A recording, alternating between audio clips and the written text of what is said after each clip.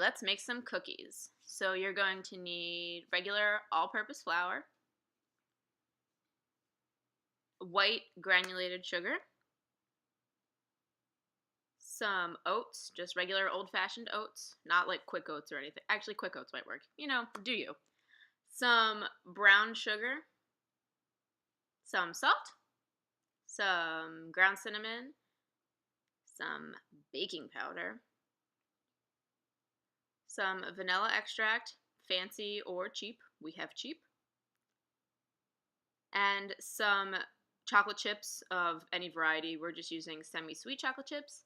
And also 1 egg. So you're going to set your oven to 350 degrees. That way when you're done the batter, the cookies can go right in the oven. So in a separate bowl, you're going to mix 1 cup of flour.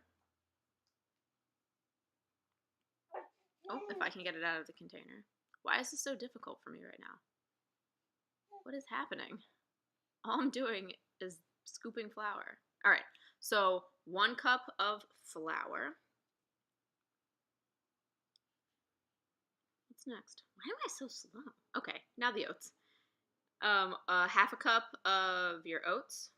You're doing this so you're just mixing all of your dry ingredients in a separate bowl from your wet ingredients. And I added a half a cup, but then I felt like I needed a little bit more, so if you feel like it needs more oats, just add more oats. It'll be fine. Then we're going to add some baking powder, and this is half a teaspoon of baking powder. I don't even know what to say. Oh, get that lid on, Celeste. Get it together.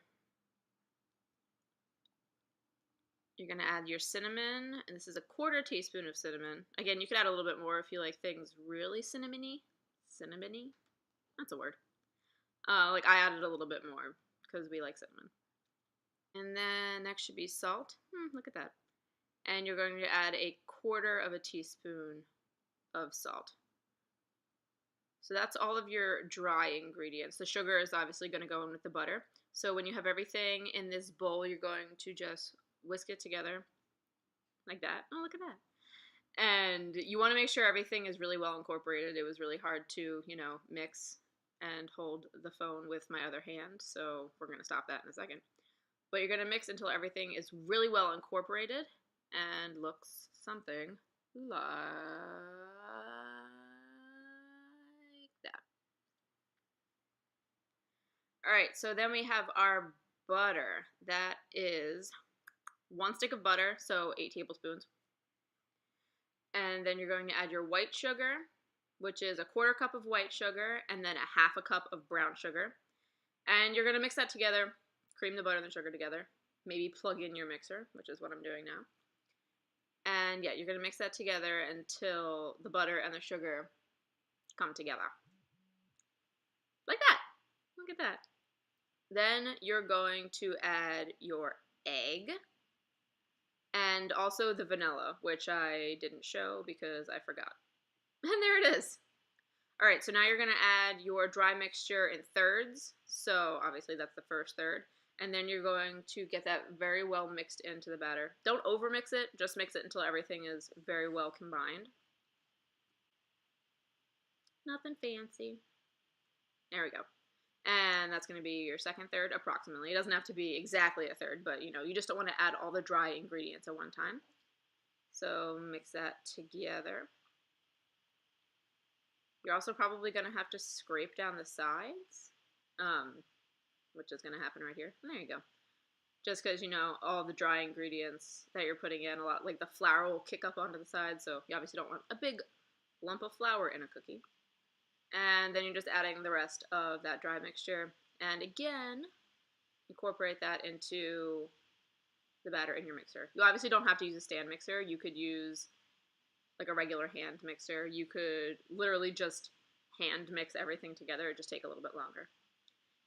And scrape down those sides. Scrape, scrape, and keep mixing. All right, so that's just about done, and when it is all finished, it will look like that. A chocolate chip escaped from the bag and went into the bowl. Anyway, so now you're going to add your chocolate chips. The recipe would be 6 ounces of chocolate chips, but again, if you're feeling more, add more. If you're feeling less, add less. Obviously, if you add a whole lot more, you're gonna throw off the batter to chocolate chip ratio, so your cookies might be a little wonky, but that amount was good for me. So mix it all together, and then your batter will look like this. That's every time I make it, this is sort of what the ratio ends up looking like as far as cookie dough to chocolate chips.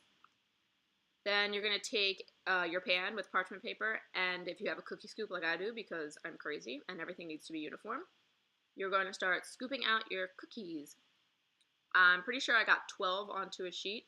They don't spread out a crazy amount, like they're not going to run into each other if you put them a little bit close, but I can fit about 12 onto the sheet. Oh, look at this, we're speeding up. Oh, go. Scoop the cookies. So yeah, I'm crazy. So everything is uniform, as you can see. There's 12 cookies on that pan, and then they're going to go into the oven. I put them on for 10 minutes at first just to check. Oh, go back. There you go. For 10 minutes just to check. And after 10 minutes, this is what they look like. Now, these aren't done yet. You can't really see really well, but the middle of the cookies still look a little bit wet and a little too soft, so I just put it on for 2 more minutes, so a total of 12 minutes, and then this is what they look like. Now this is done. They are done after 12 minutes. Look at them. They are gorgeous. They are so delicious looking. Then I'll take them off the sheet and I'll put them onto my cooling rack. There were 9 cookies worth of batter left in the bowl, so I put those 9 cookies in. Oh, look at that, for another 12 minutes. And so I have a total of 22 cookies I got out of that recipe. But here they are, chocolate chip oatmeal cookies, and they're so delicious.